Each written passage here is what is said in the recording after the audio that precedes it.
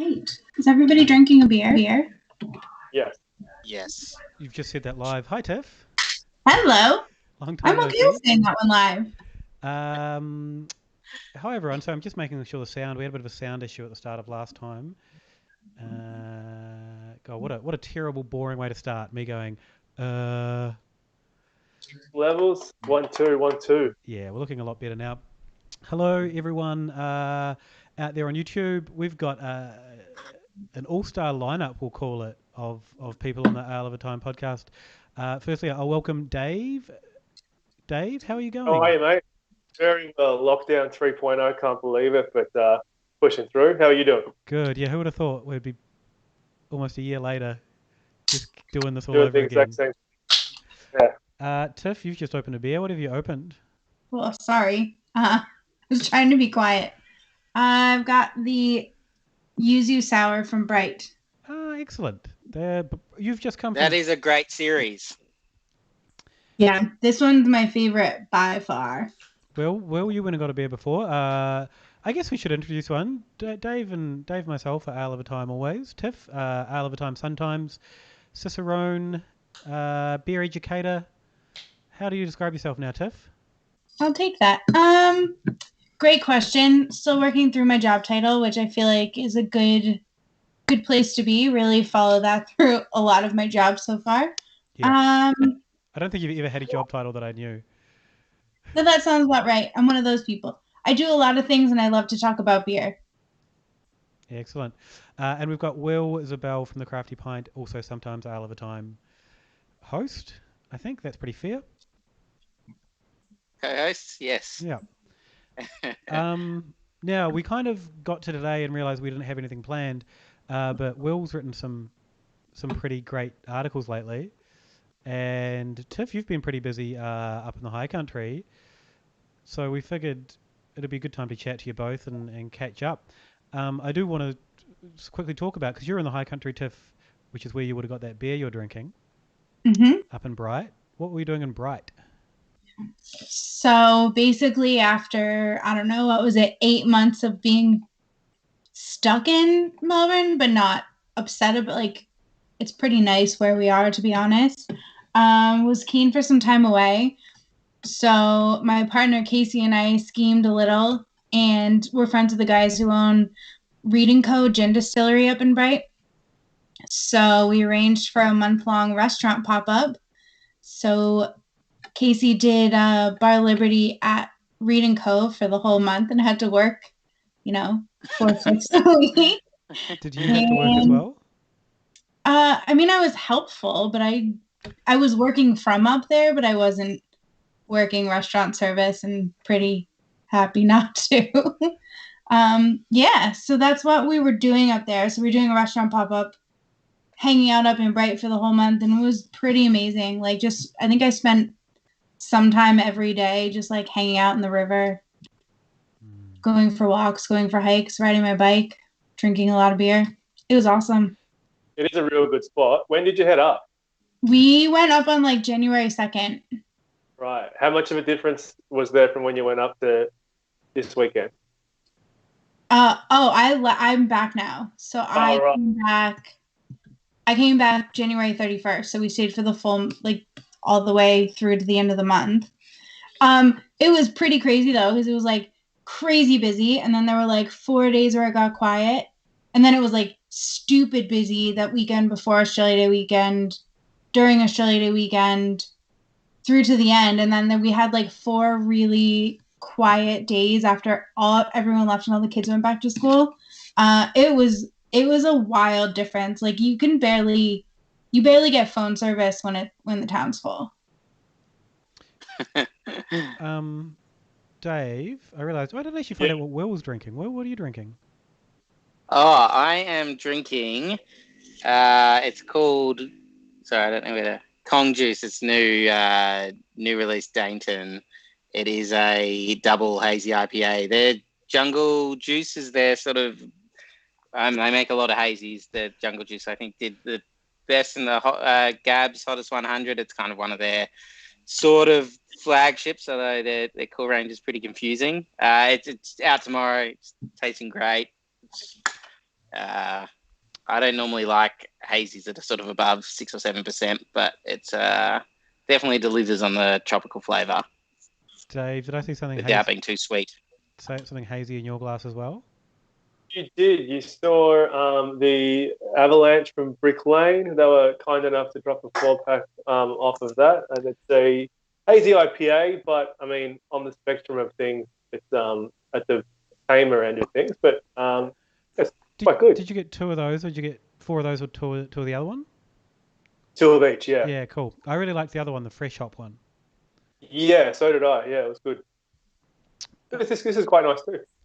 I've gone completely the other way, and I'm drinking a barrel-aged Imperial JSP from Wolf of the Willows, 12.8%, which is actually a lot higher than I realised until I just read it.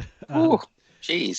What a Monday night. Well, I've like most of us, I've got a lot of really strong ABV beers that I never really want to drink or never get around to drinking. And it was one that was behind me. I've just rearranged everything behind me, so I'm like, well, I'll take it down and I'll drink it, and that way I've drunk it. And it was delicious. It's yeah, really yum. I might we'll see how I go after an hour of sipping on it. Honestly, like, what better to have on a nice, humid, steamy night? Yeah, I've got the door closed. It's really muggy in here. Just no airflow. It's really lovely. Lockdown's a lot harder when the weather's much nicer, isn't it? Yeah. It feels very different to being locked down in the middle of winter. You can kind of. I mean, it isn't. The parks are full of people, and the Yeah. park bins are so full of beers. Yeah. So a couple of things that Will, you've been working on that I've got many questions about, and I reckon Tiff and Dave will too. TikTok. Yeah, TikTok and beer. Tell us, because I What have a lot of questions about this. what a collision course. well, so I mean, does it make sense for beer people to use, or is it just for the kids? Are the kids beer Hey, people now? Definitely. We pause for a second. Can Yeah. someone explain to me what TikTok does that differentiates it from other stuff? Yeah, that's probably a good Okay, point. so- We probably need to start right at the start here. So I guess it's basically, I mean, it's video only. It's video sharing platform. So, you know, it's different in that sense from Instagram or Facebook. But I think the best way to kind of think about it is it really prioritizes new videos and new content over like what you follow. So rather than you go on Instagram and you see what all your friends are doing and eventually it shows you kind of other stuff, TikTok is kind of more purely that. You open the app and it's on a For You page, which the app's algorithm shows you content it thinks you want to see.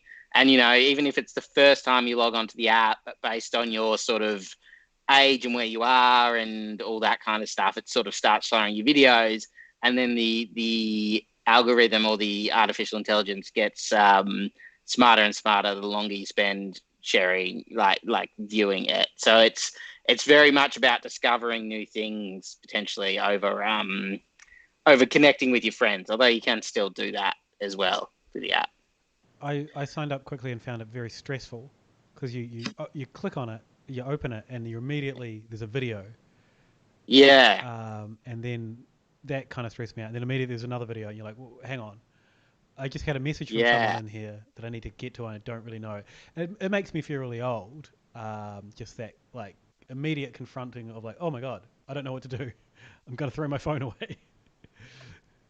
Yeah, and it just even the interface, it just does feel very different to something like Instagram or Facebook, which is a bit more maybe linear, whereas TikTok I think is a bit more sort of bombastic and moves around a little bit more and throws you from place to place, which is definitely unsettling, even if you're used to using social media all the time.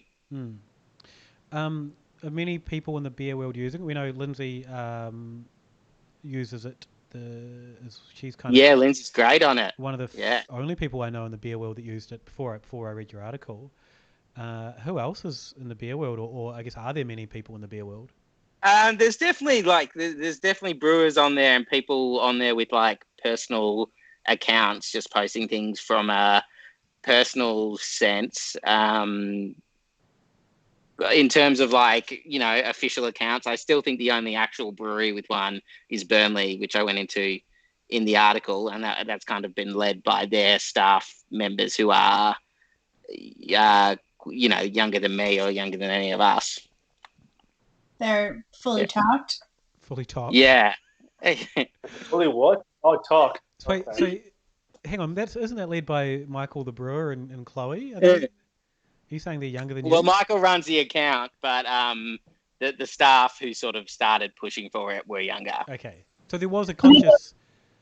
It wasn't. It looks like it was organic from this side. It looks like. No, well, Jessie, one of their sales reps, who works closely with Chloe, she's Gen Z. She kind of pushed for. I think Chloe and Michael had personal accounts, but she was the one who was like, we need to have a Burnley account because it'll actually be funny and it kind of suits what we do. And maybe we can become TikTok famous, which at the end of the day is everyone's dream, I think. Sure. Sorry, I cut you off, Tiff, before you go. Okay. I just got a comment from Sunday Steve who said, turn Luke up a bit. I don't think I can turn myself up a bit. I'm at max. I'll just speak louder. Stop projecting, dude. Stop projecting. Come on. Yeah. Need a little more Luke tonight. That's what he's saying. Yeah. Sorry, Tiff, I cut you off before you had a question. Oh, that's all right. Oh, I'm really curious about what are the rules around alcohol on TikTok, because I know, obviously Lindsay's been doing it, but she has to re-upload her videos all the time, and I don't know what the rules are, and I'm actually kind of interested to know. Do you know? Well, do you mean in the sense of how with an Instagram account you need to have some kind of only 18s can follow this kind of thing? Yeah, it's way more like Wild West and less formal and constructed than probably Facebook or Instagram are, which have had a lot longer to build up their sort of protections or rules or whatever you want to call them. And obviously, if you're a brewery and all your stuff's going to 16-year-olds, I mean, that's bad for a whole load of reasons, particularly if they're 16-year-olds in America who can't even, even if they desperately wanted to buy you beer, they shouldn't, but they can't.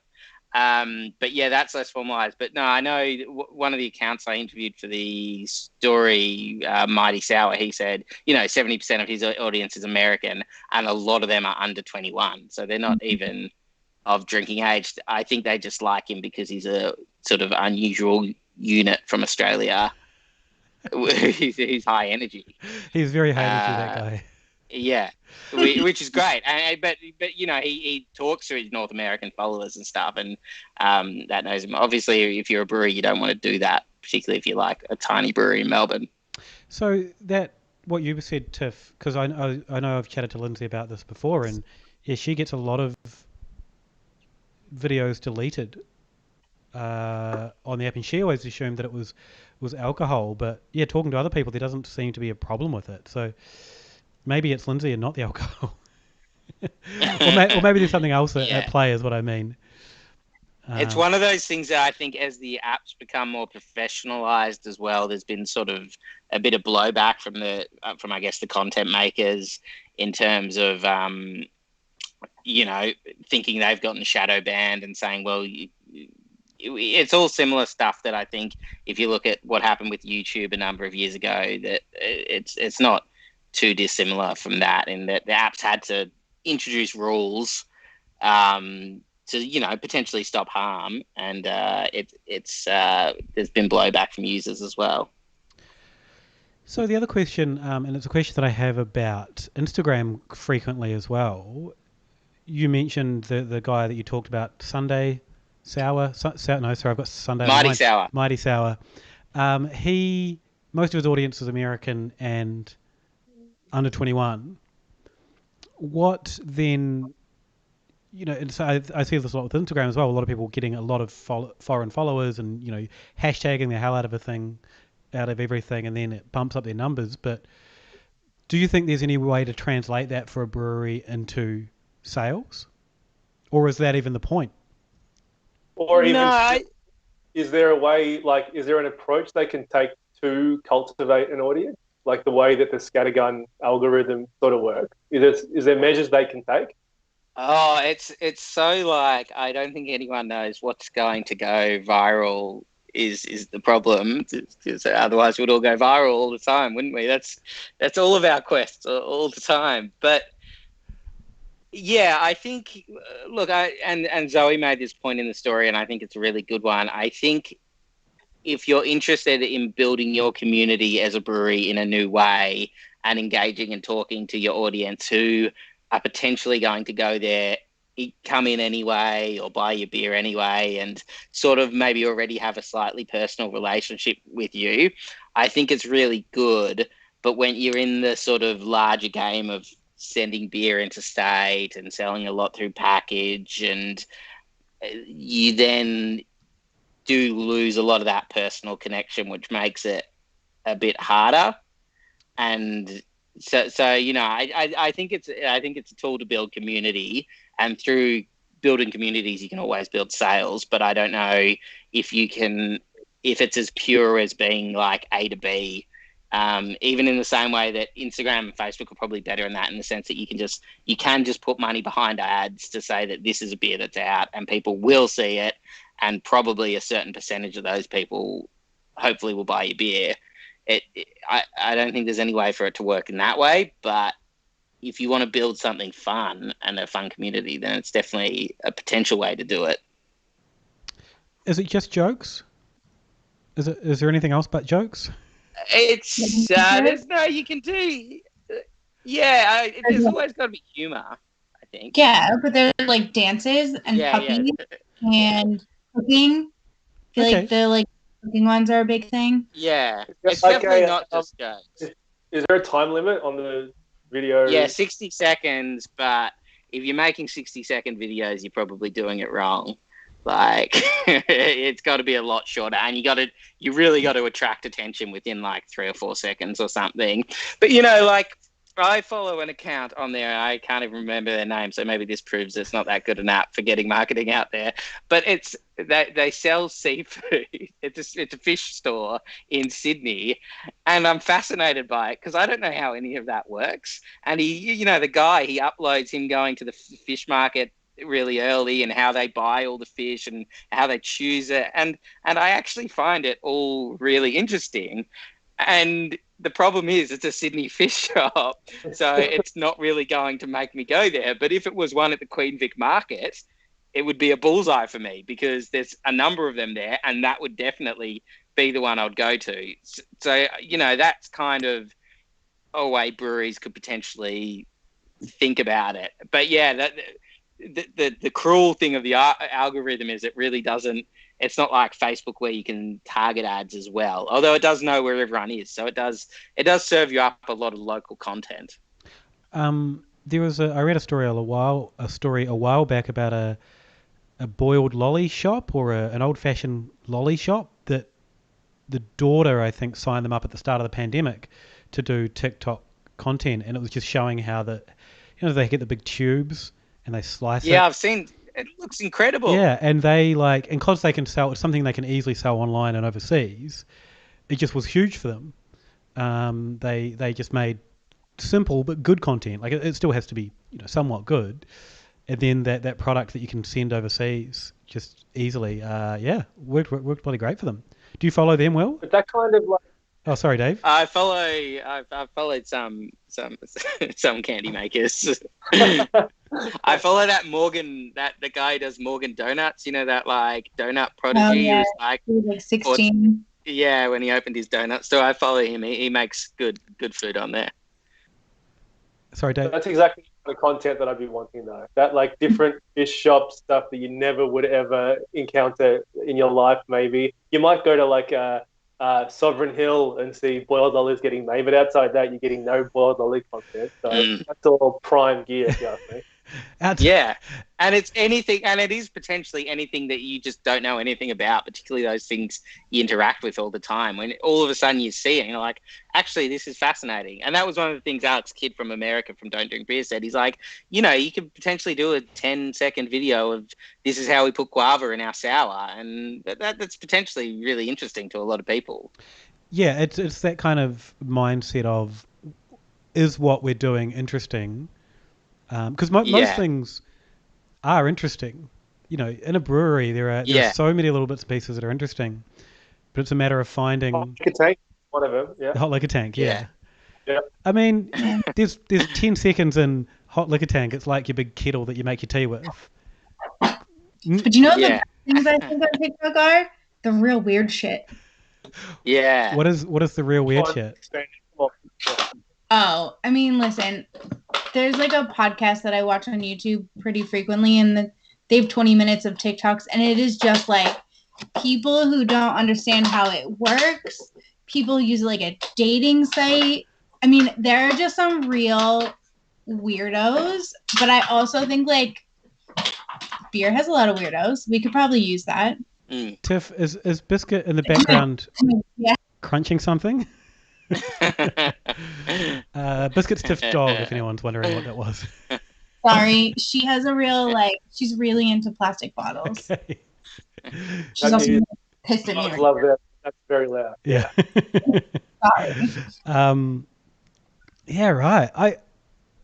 Just quickly on the humor thing, like there is a lot of funny stuff, but there's everything. I think from having looked at some American breweries and even like canning companies and stuff, it felt to me like where a lot of places fall down is trying to be like funny and follow the trends and also be informative and kind of losing both things. Like, and it's just, who does this appeals to nobody. This is neither funny or that informative. Like, but because people think it's sort of just a humorous app, that they try and go for that thing, whereas potentially you can be, a bit more earnest or, and through that be a bit more interesting as well, I think. Thinking of the content that I like to engage with within the beer world, quite often it is stuff that is earnest without trying to be expert or funny. The article, you didn't write it, Will, but it was on Crafty Pint about the Beer Street Boys. The three guys that they kind of sit around and drink some beer and then they sing a couple of little songs. And it was very earnest, and I really enjoyed watching it. And then once I saw the article, I realized that, or I saw in the article there, they were members of the 10 Tenors, which explains why they're very good at singing. But for me, that's never going to be huge content, but I really enjoy watching it. Mm. Yeah, and you never know who that kind of stuff is going to bring into beer as well, which is the other sort of exciting thing. What I did enjoy, and I used it very briefly just to create a funny video for my co-workers, I really enjoyed how easy it was to use once I worked it out. Recording, starting, stopping, doing everything. Oh yeah, this, it took me 10 minutes and I felt like I had a really good handle on how to do it all. So that was really cool, but I don't know if I'll ever jump back in. I'm too much online at the moment anyway. I don't need more. Will, now that you've used it and written about it, are you a regular user? Yeah, well, I had thoughts of doing another video, and I did just spend like an entire weekend not allowed to leave my house and still didn't make one. So maybe maybe creating videos on it isn't for me. I definitely would if I had the right idea. It is definitely easy. It's fun. It's so weird how it kind of brings in a lot of, you do it and it's like, oh, this is kind of like Instagram stories. It kind of, it's very familiar to you if you're used to posting online anyway. So that's handy. But I'll definitely keep scrolling. I won't stop doing that. Just keep scrolling. I'd have to break my phone. Dave, any inclination now that you know what it is? How do you feel about TikTok? So, some of the content sounds like it rules. I don't want to do it still. I mean, I spent the last year not being on really Instagram or Facebook. I'm not interested in a new thing. Would you go back to Instagram or Facebook after a year off? Would I? Possible, but I don't want to. Why not? I just had nothing constructive to gain by being there. It was wasting my time, and um, like I would wake up and scroll through. I'd cycle scroll through apps that I didn't have any connection to it at all. It was just I just wasn't good for me. So I yeah got rid of it, and I haven't looked back. There's something I really like Instagram stories, but I'm using them a lot less now, and I'm just clicking on the people that I know that I want to watch. Our friend Lachlan is a must on Instagram stories. Tiff, if Tiff is posting, like pretty much anyone in here, if they're posting, I'll check it out. Um, there's too many breweries just pitching or selling me things in there that I'm just going to skip over that. I'm not going to pay attention, and I guess they kind of have to, but I'm there to see people's day. I think, and that comes back to that earnest content. Thinking of one of our friends, Crystal, who's in Thailand now. If she's posting stuff from a market in Bangkok, I'm going to watch everything she posts. If my local brewery's posting, we've got a discount on something, I'm going to skip right over that. And I guess that's the challenge for breweries, is to keep people engaged in these sorts of things. Or do they just not even try? And because if I do want to know if a brewery's open or what they've got on tap, or if the pub's got, if they've got bookings in the beer garden or something, I'll just go to their Facebook page or their Instagram main page. And so, for a business, unless you're doing content, is there any reason to engage in that kind of quick, fast-moving stuff? Tiff, That's where it's really hard. Sorry. I mean, they have to post content though, don't they? Because if I went on if I wanted to go to a cafe and I searched their Instagram and they hadn't posted in 3 weeks, I'd probably assume they closed down. Yeah. Yeah.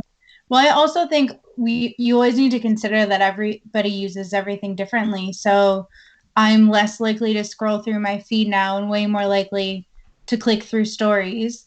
So I think it's just like you have to consider catching everybody's attention and using the content in all different ways. But I think like it's a really good point. If you're going to invest in doing Instagram stories, invest in going full in and like showing all parts of the business, all parts of the brewery, and not just posting like, here's our new release, here's what's on tap today, here's what's for sale, here's what's out in stores today. Like, go deeper, let people learn to know you a little bit better. It's a way more of an investment in time and money. You need people who know how to use it and like have the time to use it. So you probably need somebody who's a specialist at it. But I think that's probably, I don't know, I look at it and I think you're probably right about it's just all about all kinds of content. But I think it's important to always think outside of your own head too, because like I'm not on TikTok every day, but I know other people are. And like you were saying, like you don't scroll through stories, but I do. But then my partner scrolls through reels. That's how he gets stuff in his feed. So I don't know. Everybody uses it differently. Just thinking about that, having people that are good at it in your business or people that understand it. My favourite Vietnamese place in Footscray, Pho Tam, during lockdown they created an Instagram account, and it was clearly done by someone that was really understood what Instagram was and how to use it, but it wasn't a paid, you could tell they didn't hire a marketer, so it was kind of dumb jokes or just resharing when people are there, resharing all the stuff on the stories, posting, hey, here's a really good picture of our food, we've got new vegan stuff, like really simple stuff. The audience grew really quickly, and I would see people that I knew from around the neighborhood, like, posting that they were there and then they were sharing it. So then when I went, I'm like, oh, I got to post that I'm here. This is kind of what everyone's doing now. So, just by the nature of being not super slick and not super fancy, but engaged with your customers in there, I think for them. Oh, yeah. But I think that's it. Like, we're in an age of like, yes, there are like social media professionals, but there's also like kids who grew up with social media, like they're social media users. Who better to understand how to tell your story than the people who use that platform? The other account that I'm really obsessed with, people on Twitter would have seen this. Fat Chef in Keilor Park here in Melbourne. And they have just gone nuts on Facebook by posting content every day. They do like a lot of like parmas, like they stack chicken parmigiana. Challenge, like parma challenge. Yeah, right? the challenge. Someone ate 3 parmas stacked up, which is like 2 kilo, in 15 minutes the other day. It's really gross, and I certainly don't condone food challenges. They're actually quite upsetting to me. But these guys have gone so hard on social media with like pretty basic stuff, but then the food is quite, it's larger than life. They're doing food challenges, and they've got a cocktail they put fairy floss in and it disappears, and but they film everything. They film everyone doing everything every time a big thing comes out at their place. They do a lot of sponsored posts on Facebook, but they've got like 20,000 followers now, which would be up there with some of the, like, it's more than, say, Movida or one of the big names in kind of high-end hospitality. Just by straight posting through it is not good. Most of the videos are sideways. They're moving around a lot. I think by the voice it must... But it's also like, at the start, it almost seemed like it was being done ironically, but the sheer consistency and, like, volume of their content, it turned it around, and it kind of rules. Yeah. James Davidson has commented here, social media should never be about passive marketing. It's about social interaction. It needs to be social, engaging, a two-way conversation. And I think, thinking about the Fat Chef place, the conversation's happening in the venue where they're going, hey, we'll put this on social. They do this thing, thumbs up when you get the Parma challenge and thumbs down when you fail. So, like, that social interaction then happens in the venue, and then it's shown for everyone to laugh at you on their Facebook. And it works because everyone then jumps in and tags all their mates and says, look at old Muggins over here failed at a Parma. Classic Muggins, yeah. Eyes bigger than his stomach, you know him. Yep. Yeah. I think the thing to note is, like, it's work. It's a lot of work to do it in a way that's, like, truly engaging and really makes a difference. And a lot of people don't have the time or somebody to do the work. Yeah. And if you don't have the time, then just make sure you've got information that people can find. Yeah. And that's the key to so many places. There's a place here in Footscray that just doesn't update, and no one knows if they're ever open or not. I think they're closed down, but they might open up again in a week. It's hard to say. I'll never know. Any more thoughts or comments on TikTok or social media out there? Cool. You should get it. Definitely get it. Great. Oh, worth it just to, like, scroll through and see the weird. Yeah. It's an unusual mirror to society. And also, I think because sort of Gen Z rule it and the younger generation, it's like it's so overwhelmed by a sense of irony that it's just beautiful. Like there is just so much sort of shit posting and ironic content. And my kind of deep dive theory into that is because the world's ruined. So they just post such good, interesting, fun, humorous stuff that it's fantastic. Will, as you're saying that, a Golden Globe has appeared behind your shoulder, and every time you slightly move, it's kind of blinding. So yes, there is good. there we go. Sorry about that. But for a moment there, it was right. Street lights turning on. It was right in the palm of your hand as you were talking, and it was like, wow, this is really profound. Well, the young generation now sees the picture. They're like, Gen Z has it all under control.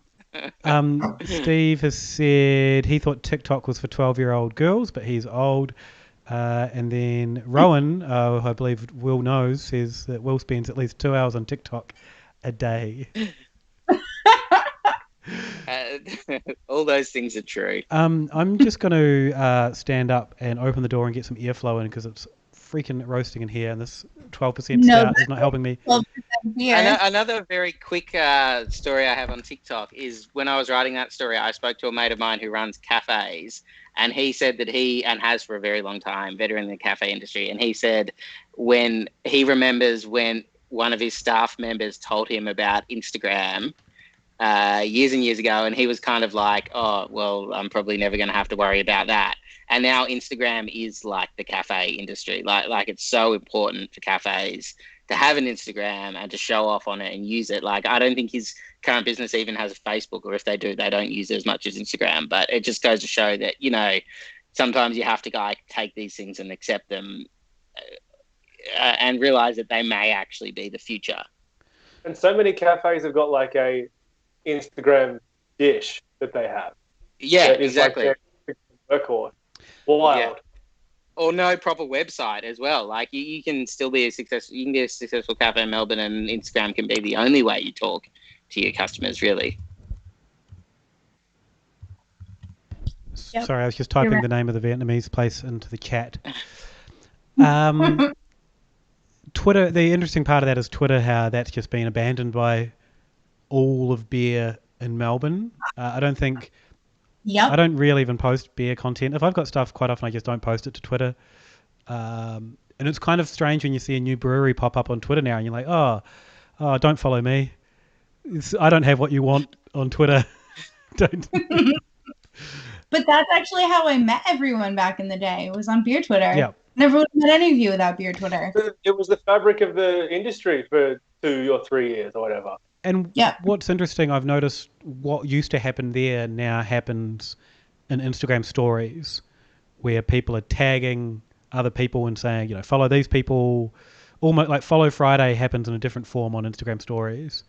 All of that sort of engagement, there is a new, I don't want to say new generation, but I am, because I just did, using Instagram stories like we did Twitter in 2010. And that's really cool to see.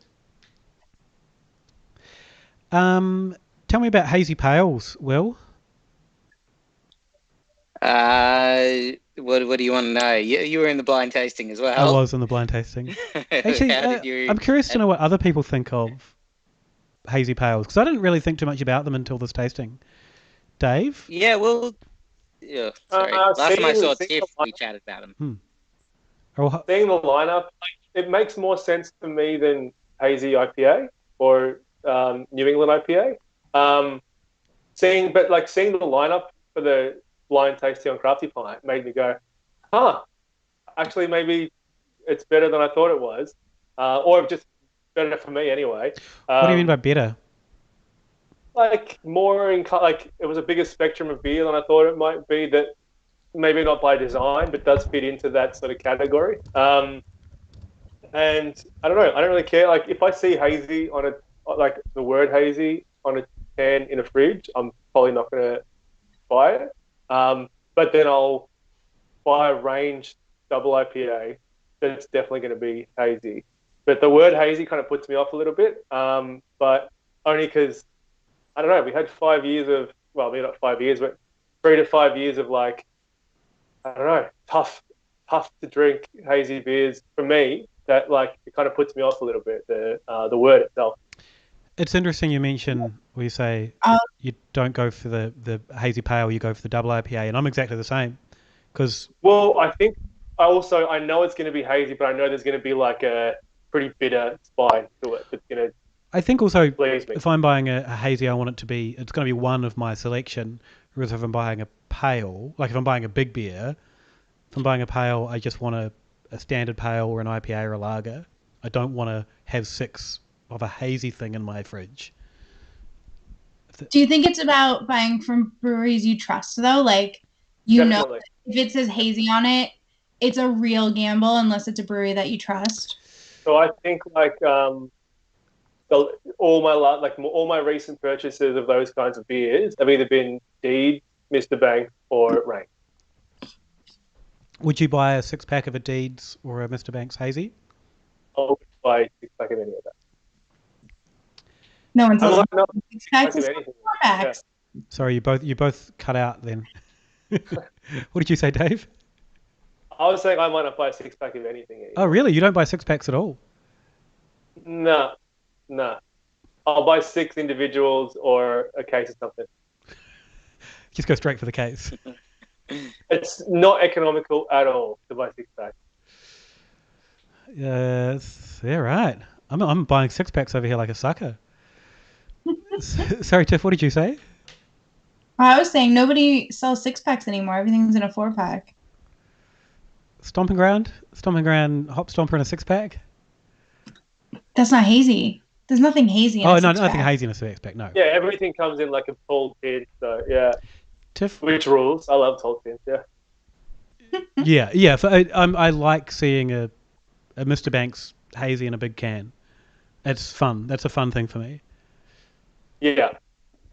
Tiff, what do you think of hazy pales? So I think a few. Do you need to give a disclaimer who you work for? Yeah, I mean, disclaimer: there's a bunch of hazy pales in the portfolio that I work with. I have favorites. I have least favorites. It's just how it works. The thing I like about a hazy pale is that you're getting a beer that's like still like has a nice mouthfeel, but it tends to have like a real big flavor on the palate and then falls right off. So it's something that I think is like super smashable, and I kind of hate the word smashable, but it's a smashable, really full flavored beer. So I like that. But also, I think the thing that sucks now is that everybody's got one, and I think that, just like a hazy IPA, they're way better when they're fresh. Like, there's no comparison to them when they're fresh. So I don't know how much we want to go into this, just knowing that Will's working on an article about freshness and hazy at the moment. But someone's also commented, and James Davidson commented about the packaged on date and how much grace do you give hazy. I guess from my experience, I don't know. I know how an IPA evolves. Like the first 2 days, 3 days, great, and then it's gonna, after a month, I'm gonna be able to start tasting that it's dropped off a bit. Hazy's is a whole new ball game to me. Yeah. I mean, I think it depends on what you're shopping for and where you're shopping. Because, like, if I'm in Bright, for instance, and have limited capacity for buying craft beer, like, yeah, I am the jerk who walks into the bottle shop and takes every can and looks at it like this before I decide what to buy. But, like, so I would say, like, 3 months or less is really fucking fresh once it hits national retail. 3 months is like, that's good. If it's sitting in there, you're pretty safe. But then if I go to my local like if I'm walking over to like Black Hearts around the corner, I mean, I'm looking for something that's like 2 weeks old. Yeah, and it flies off the shelf. So like it almost like those kind of limited release hazies, like at Carwin Cellars, which is my local bottle shop, it just goes. So there's not really any. I always have a cursory glance, but it's always like I've never even heard of it anyway. So it's brand new. It's because you're not on social media, Dave.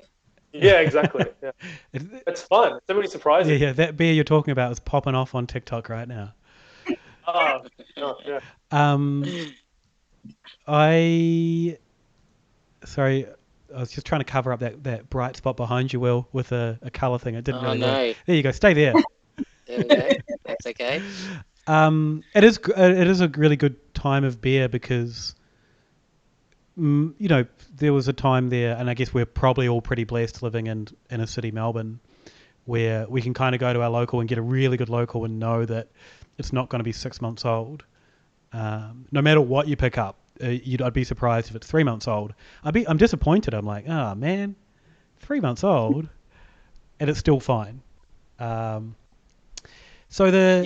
though like whenever I go to South Gippsland to visit my parents, go into the BWS or the local IGA, the beer is fresh normally, like the craft beer. Sometimes you wonder like who's going in there and buying the Capital IPA or something like that, which is a brand that doesn't have much like knowledge down there, but either they're just rotating properly or people are buying it, because it's surprising how fresh a lot of the sort of local Australian beer is now. How well local distribution's gone. But then you also like the cream rises to the top when it starts to approach that sort of 3 to 5 months. If you grab a well looked after like Gipp Street Pale or Hop Stomper from Stomping Ground, they still taste so good. A little bit like older than what you'd want as an optimum age, and then you just get a pleasant surprise because it's so good usually. Mm. Mm. After tasting 26 blind, or doing a blind tasting of 26 hazy pales, Will, were you pumped to drink more after that, or were you like, actually these aren't that great? No, the ones that were great were really great. Like I don't personally love the style anyway. I kind of think hazier beers do need a little bit more booze in them, just as a general. That's just like personal preference. I find the kind of tropical fruit hop thing and the lower ABV can just not work as well. So it's not like a style I was ever into. But I thought the ones we had that were great were really good, and there weren't. Sometimes you do those blind tasting and there's beers in them that almost put you off beer for life, but there weren't that many that were like that bad. There were a couple of shockers in there. Yeah, there were. But I mean, but that's okay. Doing one of those blind tastings, that same beer that you're like, oh, that's terrible. If you just opened it at home and drank it, you probably wouldn't think about it. Yeah. Totally different experiences. Yeah. That is similar. So I judged for the Vintage Cellars Best of Awards, and they basically just put 12 pale ales down in front of us with no explanation whatsoever, except for like the 6 hazy ones were on one side, which we could only tell because they were hazy. And like you have to pick your favorite pale ale, and they go from like this clear to like proper hazy. It's hard, but I will say it was a hazy one that we ended up picking as our favorite, and it was a super local one, and it wasn't one that I would normally pick up, but after tasting it blind, I like went to the brewery to have another one because it tasted so good. There is definitely some value in having things blind without any explanation behind them. That's for sure. Are you able to say what that one was, Tiff? I think it's technically embargoed for another week, but it is a local Abbotsford brewery. Okay. Everyone look out for it as well. the Vintage Cellar release. Yeah. So just nod if it's Bodriggy. Which is interesting because that Bodriggy, I don't know if it's the same one, but that didn't do so well in the blind one that we did. But interestingly, we had one of the guys from Bodriggy was there, and like he didn't pick out his beer. Yeah, it's fascinating when that happens as well. We've had panels heaps of times where brewers have punished their own beers, and it's always really awkward when it gets revealed. Like if he had it first off, would he have got it? Does he get his like palate jumbled by this? Yeah, honestly, probably. But in that lineup of 12, like by the time you got to the other end, like I was starting at 12 and working back to 1 just so somebody was tasting them differently. It's interesting how jumbled up, and I found it with the hazy pales, how jumbled up my palate got trying to understand, with a kind of more traditional beer, you kind of know where it starts and finishes. With some hazy beers, just the cocktail of hop aroma and flavor it can throw you off, and I'm like, I don't know if this is an off flavor or if it's a hop flavor, and I found it really confusing. Is that just me?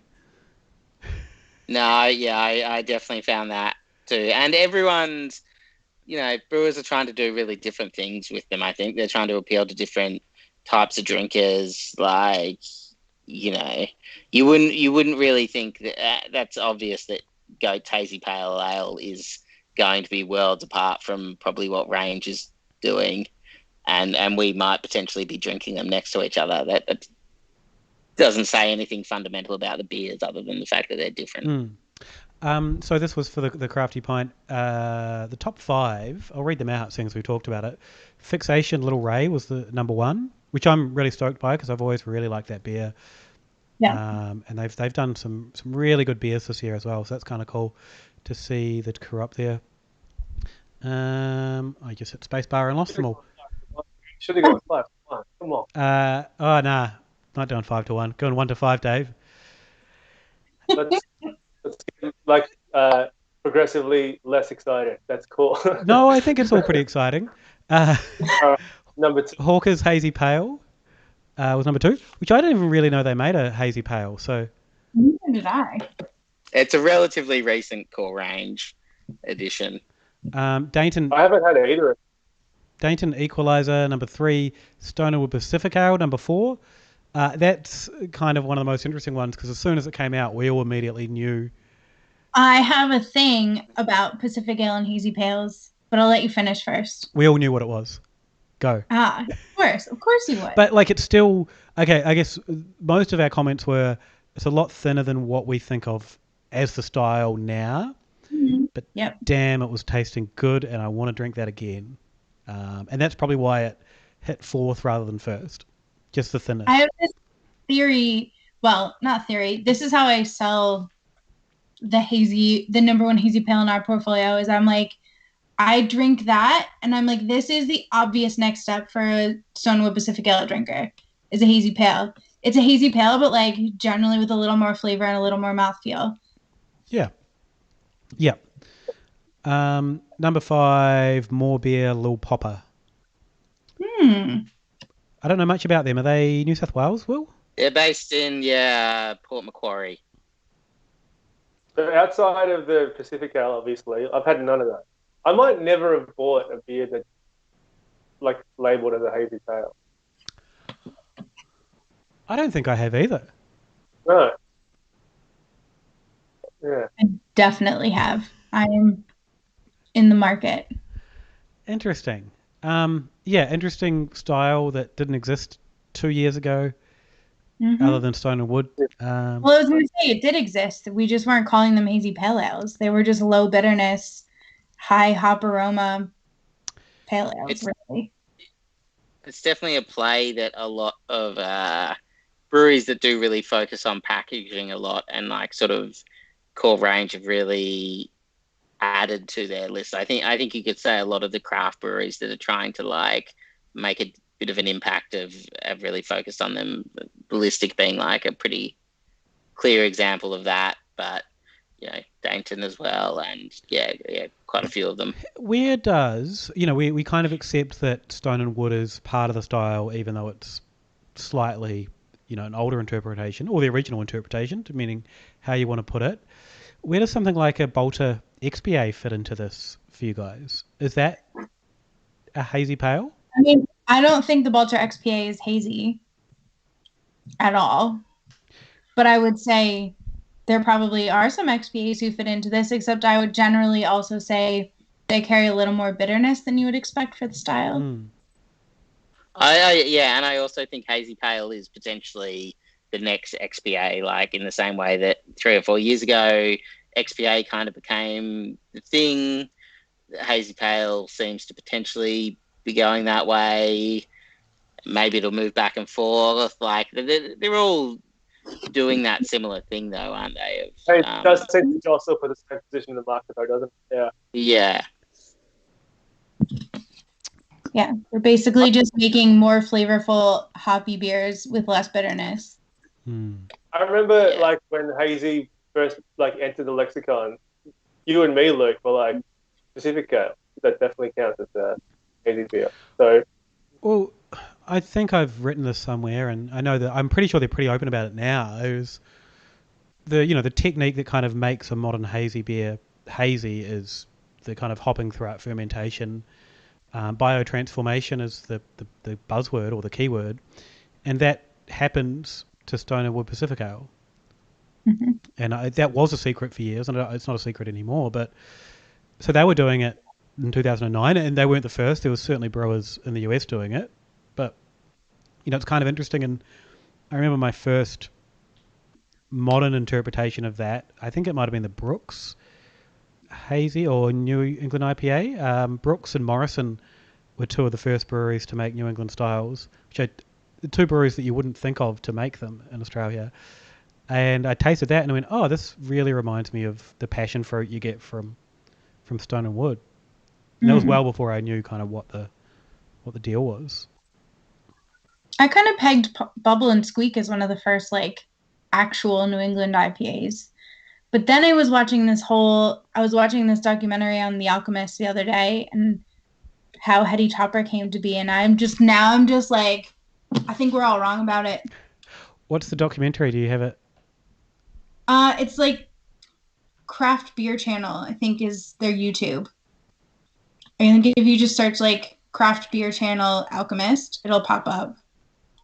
But I also have a super weird algorithm on my YouTube, but it just like, I watched on YouTube and just like came up and I was watching it and I was like, whoa, we've been so wrong about this. Can you give us a one-line summary, or should we just go watch it? I think it's definitely worth a watch if you're interested, but I think the one big thing for me was that Heady Topper is 70 IBU. Yeah. That's the thing that annoys me about people say the accepted definition here in Australia is if it's hazy IPA, there's more bitterness than if they've labelled New England IPA. And all of the original New England IPAs that the style grew out of are very bitter. Yeah. It's just the definitions are wrong here. And also I think the interpretations are generally quite wrong here. Yeah. Not that I don't like them, because I actually spend way too much money at Range drinking whatever the weekly release of triple, double, dry hops anything is, because I really enjoy it and I like picking out the difference, like the subtle differences between hops, which I think is like the greatest thing that's come out of the hazy IPAs. But I'm now thinking that we're all wrong. All right, I'm going to have to go watch this documentary. Yeah. Sorry. You have to be sorry. This is really cool on their like environmental stance and like super low waste. Anyway, it's very cool. We're coming up to an hour. We had a couple of more things to talk about, but I reckon we just knock it off here. The first 40 minutes will be TikTok. Yeah. I did warn you all. I'm shocked. It's the key TikTok content is 10 seconds, and we got 40 minutes out of it. We approach it like a bunch of boomers. Yeah, exactly. Oh, I'm sure there's TED Talks and presentations that go much longer than this. We mean like a bunch of millennials, which is what we are, and now Gen Z is making fun of us. Hang on, Will, are you a millennial or are you? I don't actually know. This kind of came up when I did that story. I was born in 1991, and technically I think... Oh, no, you're a millennial. Yeah. Yes, but I'm the border of it. Because sometimes Gen Z is... Gen Y is defined as after 91. Oh, 90... This one that I just Googled quickly says 81 to 96. Okay, right. Yeah, that's kind of what I thought as well. This other one says 80 to 94. Right. Right. So which generation am I? Millennial. You're a millennial. Right. And that's something that I think marketers have only now just worked out, that millennials are starting to turn 40. Yeah, exactly. Some of them. No, I mean some of them. This has been fascinating, and thank you so much for everyone that joined in the chat. There was a lot of stuff happening in the chat that I didn't get a chance to ask or reply to. I saw Dave was in there though. Let's just wrap it up. Will, where do people find you on the internet? I'm on Instagram, Twitter, and TikTok. You're the first TikToker mentioned on this show ever. Here's my TikTok. Will Zabel. It might be Will _ Zabel at some of them, but I don't know. You should be able to find me pretty easily. Awesome. You've only done the one. Particularly on TikTok. You've only done the one. I've only done the one video, but look, if the lockdown gets extended, we can definitely expect a second TikTok. I noticed you used a Violent Soho song for that. Yeah.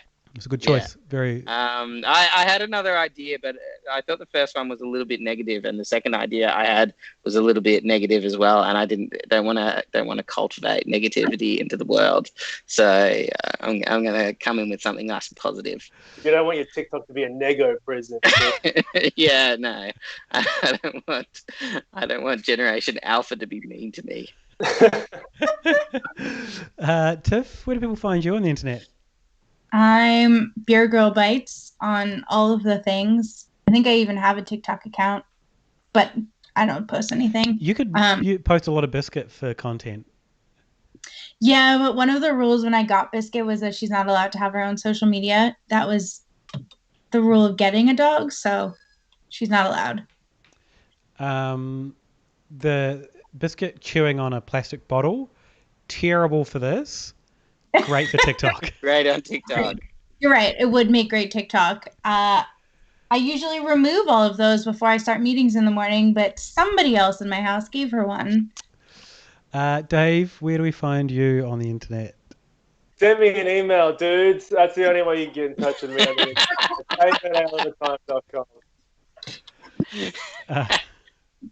You can get me, Luke, at aisleofatime.com. Hypothetical Institute for your conspiracy needs. We just did a Korea Flight 007, which is a pretty fascinating case. There's a crab theory. There's Russians involved. There's a lot going on in that one. And the one that's still on the podcast app, so this is the current one, Rendlesham UFO, is a very, very good episode. It's one of our best, so tune into that to learn about UFOs and crabs and British men making tea. Thank you so much to everyone that joined us in the chat. Really, really good time to see and great to see everyone back in there. And if you're not on the YouTube, we'll be back 8:30 on YouTube Monday night. So jump on and join the chat with a beer in hand or not. It's up to you. How's that for a sign off? Like it. It was really Perfect. high energy. Perfect. Awesome. Loved it. Thanks, everyone. Hey, guys.